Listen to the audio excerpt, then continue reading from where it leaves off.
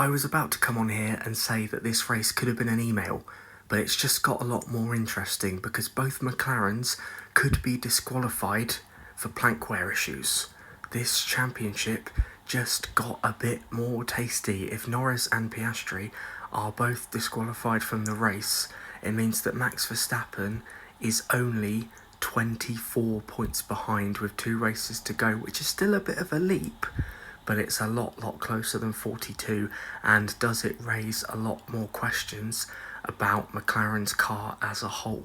The race itself was pretty dull. It was decided after turn 1 after Lando Norris went too deep into the first corner and Max Verstappen took the lead, very commanding from there on out. Apart from Antonelli putting up a really stern defence against Piastri, some outstanding driving to get a gap between Piastri and George Russell, and then managing to hold on to P5, getting the gap to Leclerc. Antonelli was absolutely outstanding, but apart from that, there really wasn't a lot else going on. As a European, we're very lucky that we get a lot of the races on our time schedule, but obviously this is one of the races that we have to get up early for, and it really was not worth getting up at 4 a.m. for, and I really wish that I just got a couple of extra hours sleep instead, because it really wasn't worth it. So, decision confirmed. Both Norris and Piastri are disqualified. What a major screw up from McLaren so close to the end, allowing Max Verstappen back into the fight.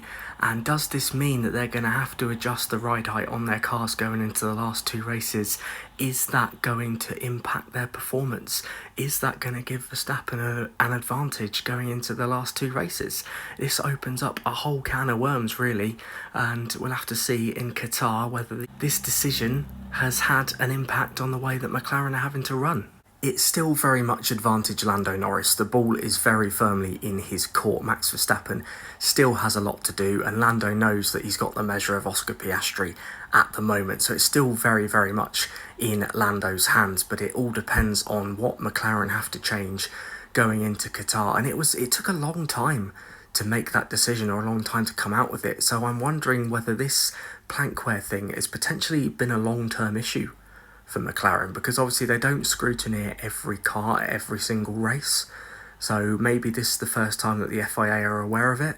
I don't know. It's very easy to sensationalise and blow things up, but at the end of the day, this has become a very interesting point in the championship.